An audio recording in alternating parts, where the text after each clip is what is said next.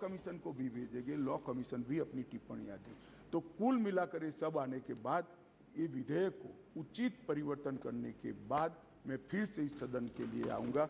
मैं आपको अनुरोध करता हूं माननीय स्पीकर महोदय कि मैं विधेयक को पुनर्स्थापित करता हूं और माननीय स्पीकर महोदय मैं ये भी अनुरोध करता हूं कि विधेयक को जांच हेतु विभाग संबंधी गृह कार्य संबंधी संसदीय स्थायी समिति को।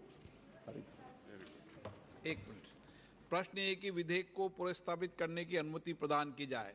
जो सदस्य इसके पक्ष में हाँ कहें, जो सदस्य विरोध में ना कहें। मेरे विचार में निर्णय हाँ वालों के पक्ष में, हाँ वालों के पक्ष में। माननीय मंत्री विधेयक को पुनर्स्थापित करें। माननीय मंत्री जी। मान्यवर, मैं इस विधेयक को, तीनों विधेयकों को गृह विभाग के कार्य संबंधी माननीय स्पीकर महोदय मैं विधेयक को पुनर्स्थापित करता हूं और आपसे निवेदन करता हूं कि ये तीनों विधेयकों को गृह विभाग के कार्य संबंधी संसदीय स्थायी समिति को भेज दिया जाए। मान्यवर, मैं कुछ पूछना चाहती हूँ। अब इसमें एक मिनट पूछ ले वो। गृह मंत्री जी को बधाई देती हूँ, बहुत ही बड़ा परिवर्तन। सर सिर्फ एक चीज़ आपसे मैं पूछना चाहूँगी कि जो लोग जेल की सज़ा काट के अभी भी जेल में 30-30 साल से, कुछ उनके लिए भी इसमें है कि नहीं, एक ये पूछना। सर दूसरा सवाल ये कि प्रैक्टिकली जो ज़मीन में होता है सब घर घर तक नशे पहुंच रहे हैं, जो घर वाले किसी को बताते भी हैं तो उनके बारे कोई उनका एक्शन नहीं लिया जाता, तो कोई प्रावधान इसके लिए भी कुछ होगा? एक मिनट गृह मंत्री जी, गृह मंत्री जी, माफी का सवाल है। माफी अपराध क्या है इसके आधार पर करने का संपूर्ण वैधानिक प्रावधान है। बी मेहताब जी, सजा पूरी कर ली है, इसको छोड़ने के लिए सजा पूरी नहीं होती है, जन्मटिप होती है, अंतिम सांस तक होती है। इसको 14 साल में करने का जेल के अधिकारी के पास अधिकार होता है। वो अधिकार के उपयोग के लिए भी गुना को देखकर वैधानिक अधिकार उसको दिए गए। बी मेहताब जी प्लीज, एक मिनट। B Mehtab ji, Sir, I am very grateful to be a witness in the history in the making. कई सालों से as a journalist by profession, we have been repeatedly asking for change in IPC and also CRPC. And during my last 25 years in this house, during Atalji's prime ministership, we had also deliberated on change of Evidence Act. Why it is necessary? To certain extent, the then Home Minister, Mr. Advani, had assured this House that yes, we will be working on the change of Evidence Act. So today when I saw, because this is in a supplementary list of business, and Honorable Home Minister has brought about 3 bills together, totally overhauling our legal system, just law and justice system. Actually, I would only like to mention here, of course, in the statement of objects and reasons it is mentioned relating to IPC. What was IPC? It is not actually Indian Penal Code. It was originally an Irish Penal Code. And Macaulay is the father of this IPC.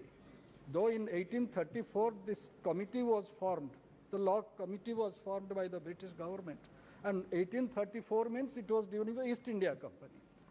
1856 the British Crown came into power in India, and in 1860 this was implemented, just removing Irish and putting Indian Penal Code. Okay. So it was more like subjugation of the subjects by the power, by the ruling power. So now, as the Home Minister has very rightly mentioned, he has enunciated certain points and it is going to the standing committee. Similar is about the Criminal Procedure Code. And for 7 decades, I would say, what has been added to and the manner in which our government and the society has been feeling for last quite some time, that contemporary needs should also be looked into, and that has been there. And in the Evidence Act, sir, Evidence Act of 1972, comprehensive review of our criminal law was necessary, which has been done in this draft bill. And I believe the Standing Committee of Home will go into all those details. And as the Home Minister has very rightly mentioned, it is people-centric, not government-centric or administration-centric. So in that respect, I believe it is a good beginning, and I'm really grateful that I am, including my party members and perhaps all of us, are witness to the history in making, because after so many years, our wishes are being fulfilled. Thank you, sir. माननीय सदस्यों, नहीं debate नहीं हो रही इस पे। माननीय सदस्यों, आज नियम 377 के अधीन मामलों को उठाने की अनुमति प्रदान की हुए मामले अनुबंधित पाठ को व्यक्तिगत रूप से सदन के पटल पर रख सकते हैं। माननीय सदस्यगण, यदि सभा की सहमति हो तो केंद्रीय माल और सेवा संशोधन विधेयक 2023 तथा एकीकृत माल और सेवा कर संशोधन विधेयक 2023 पर एक साथ विचार किया जाए। सभा की सहमति हो तो इन विधेयकों को बिना बहस की सभा के निर्णय के लिए रखा दिया जाए। माननीय मंत्री जी।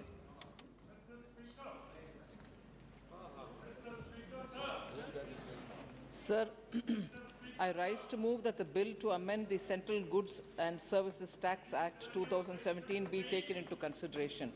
And also together with it, as you have mentioned, Honorable Speaker, I rise to move that the bill to amend the Integrated Goods and Services Tax Act 2017 be taken into consideration.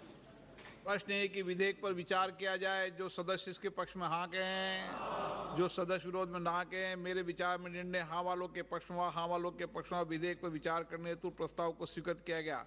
अब सभा विधेयक पर खंडवार विचार करेगी। प्रश्न है कि खंड 2 से 5 विधेयक का अंग बने। जो सदस्य इसके पक्ष में हाँ कहें, जो सदस्य विरोध में ना कहें। मेरे विचार में निर्णय हाँ वालों के पक्ष में, हाँ वालों के खंड 2 से 5 विधेयक का अंग बना। प्रश्न है कि खंड 1 अधिनियम सूत्र विधेयक का पूरा नाम विधेयक का अंग बने। जो सदस्य इसके पक्ष में हाँ कहें, जो सदस्य विरोध में ना कहें। मेरे विचार में निर्णय हाँ वालों के पक्ष में, हाँ वालों के पक्ष में खंड 1 अधिनियम सूत्र विधेयक का पूरा नाम विधेयक का अंग बने। मंत्री जी अब प्रस्ताव करें कि विधेयक को पारित किया जाए। So I move, oh, there's an amendment. Okay, it will be passed? I move that the bill be passed. प्रश्न है कि विधेयक को पारित किया जाए। जो सदस्य इसके पक्ष में हाँ कहें, जो सदस्य विरोध में ना कहें। मेरे विचार में निर्णय हाँ वालों के पक्ष में, हाँ वालों के पक्ष में प्रस्ताव स्वीकृत हो और विधेयक पारित हुआ। दोनों बिल कर दी, दूसरा बिल करना है कल। हाँ, दूसरा। Sir, I move that the bill be passed. No, sorry. I rise to move that the bill to amend the Integrated Goods and Services Tax Act 2017 be taken into consideration. प्रश्न है कि विधेयक पर विचार किया जाए। जो सदस्य इसके पक्ष में हाँ कहें, जो सदस्य विरोध में ना कहें। मेरे विचार में निर्णय हाँ वालों के पक्ष में, हाँ वालों के पक्ष में विधेयक पर विचार करने हेतु प्रस्ताव को स्वीकृत किया। अब सभा विधेयक पर खंडवार विचार करेगी। प्रश्न है कि खंड 2 से 5 विधेयक का अंग बने। जो सदस्य के पक्ष में हाँ कहें, जो सदस्य विरोध में ना कहें। मेरे विचार में निर्णय हाँ वालों के पक्ष में, हाँ वालों के पक्ष में खंड 2 से 5 विधेयक का अंग बने। प्रश्न है कि खंड 1 अधिनियम सूत्र विधेयक का पूरा नाम विधेयक का अंग बने। जो सदस्य के पक्ष में हाँ कहें, जो सदस्य विरोध में ना कहें। मेरे विचार में निर्णय हाँ वालों के पक्ष में, हाँ वालों के पक्ष में खंड 1 अधिनियम सूत्र विधेयक का पूरा नाम विधेयक का अंग बने। मंत्री जी प्रस्ताव करें कि विधेयक को पारित किया जाए। Sir, I move that the bill be passed. प्रश्न है कि विधेयक को पारित किया जाए। जो सदस्य इसके पक्ष में हाँ कहें, जो सदस्य विरोध में ना कहें। मेरे विचार में निर्णय हाँ वालों के पक्ष में, हाँ वालों के पक्ष में प्रस्ताव स्वीकृत हुआ, विधेयक पारित हुआ।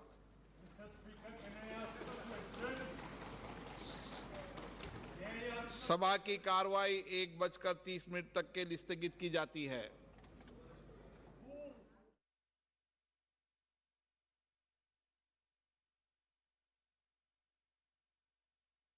आज़ादी के अमृत महोत्सव का समापन हो रहा है और आज़ादी के अमृत काल की शुरुआत होने का समय है।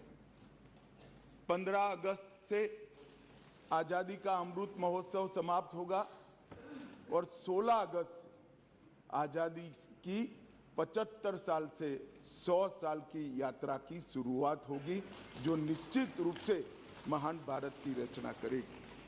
प्रधानमंत्री नरेंद्र मोदी जी ने इस देश के सामने गत 15 अगस्त को लाल किले की प्राचीर से अपना उद्बोधन देते हुए 5 प्रणों को देश की जनता के सामने रखा था।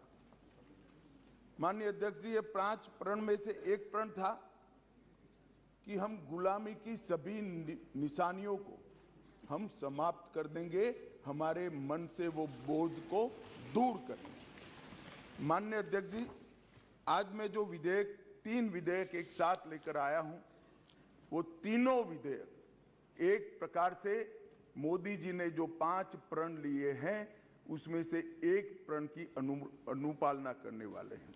माननीय अध्यक्ष जी, ये तीनों विधेयक दंड विधान प्रक्रिया, क्रिमिनल जस्टिस सिस्टम को बेसिक कानून, इसके लिए मूलभूत कानून ये 3 विधेयकों के अंदर है। एक है इंडियन पिनल कोड जो 1860 में बनाया गया, दूसरा है क्रिमिनल प्रोसीजर कोड जो 1898 में बनाया गया, और तीसरा है इंडियन एविडेंस एक्ट जो 1872 में बनाया गया। 1860, 1898 और 1872 में अंग्रेजों द्वारा बनाए गए, अंग्रेजों की संसद के द्वारा पारित किए गए ये तीनों कानूनों को समाप्त कर कर आज हम तीनों नए कानून पुरस्कृत करने के लिए मैं आया हूं। माननीय अध्यक्ष जी, इंडियन पिनल कोड 1860 की जगह भारतीय न्याय संहिता 2023 अब एस्टैब्लिश होगी। क्रिमिनल प्रोसीजर कोड 1898 की जगह भारतीय नागरिक सुरक्षा संहिता प्रस्तावित होगी, और इंडियन एविडेंस एक्ट 1872 की जगह भारतीय साक्ष्य अधिनियम 2023 प्रस्तावित होगा। यह कानूनों की जो कानून रिपील होंगे इस तीनों विधेयक से, वो कानूनों की आत्मा जो है, वो कानूनों का मध्य बिंदु है कानून बनाने का, वो अंग्रेज शासन को मजबूत करने की दृष्टि से कानून बनाए गए थे। अंग्रेज शासन की रक्षा करने के लिए कानून बनाए गए थे, और उसका उद्देश्य दंड देने का था, न्याय देने का नहीं था। ये दोनों मूलभूत चीजों पर हम परिवर्तन करने जाए। ये तीनों कानूनों को रिप्लेस कर कर इनकी जगह जो 3 नए कानून बनेंगे, उनकी आत्मा होगी भारत के नागरिकों को संविधान प्रदत्त सारे अधिकार जो मिले हैं इसकी सुरक्षा। ये कानूनों का उद्देश्य किसी को दंड देना नहीं होगा, इन कानूनों का उद्देश्य सबको न्याय देना होगा, और न्याय देने की प्रक्रिया में, ये न्याय देने की प्रक्रिया में दंड वही होगा जहां अपराध रोकने का बोध खड़ा करने की जरूरत है, अपराध रोकने के लिए एक प्रकार की भावना खड़ी करने की जरूरत है, वही होगा। और मैं ये तीनों कानूनों को आगे मैं बताता हूं, बड़े ध्यान से इस प्रक्रिया में मैं इन्वॉल्व रहा हूं। अध्यक्ष जी, मैं सदन को आश्वस्त कर सकता हूं कि 1860 से लेकर 2023 पर 23 तक अंग्रेजों ने बनाए, अंग्रेज पार्लियामेंट ने बनाए हुए कानून के आधार पर इस देश की क्रिमिनल जस्टिस सिस्टम चलती रही। इसकी जगह भारतीय आत्मा के साथ ये 3 कानून अब प्रस्तावित होंगे और हमारी क्रिमिनल जस्टिस सिस्टम के अंदर बहुत बड़ा परिवर्तन आएगा। माननीय अध्यक्ष जी, मैं ये बिल स्टैंडिंग कमेटी को भेजने वाला हूं, इसलिए बहुत लंबा नहीं बोलूंगा, मरुतु इतना जरूर कहना चाहता हूं कि जिन्होंने भी ये कानूनों को पढ़ा होगा, इसकी प्रायोरिटी क्या थी? मानवी की हत्या से या महिला के साथ दुराचार से बड़ा कोई कानून अपराध नहीं हो सकता, तो इसको 302 नंबर पर स्थान दिया गया। इसके पहले क्या था? राजद्रोह था। इसके पहले क्या था? खजाने की लूट थी। इसके पहले क्या था? शासन के अधिकारी पर हमला था। ये जो अप्रोच है, ये अप्रोच को हम बदल रहे हैं। सबसे पहला चैप्टर इसमें आएगा महिलाओं और बालकों के साथ अपराध। दूसरा चैप्टर आएगा मानव वध और मानव शरीर के साथ जो अपराध होते हैं उसका आएगा। तो हमने शासन की जगह नागरिक को केंद्र में लाने का एक बहुत बड़ा सैद्धांतिक निर्णय कर हम ये कानून लेकर आए हैं। मान्यवर, इस कानून को बनाने के लिए बहुत लंबी प्रक्रिया हमने की है।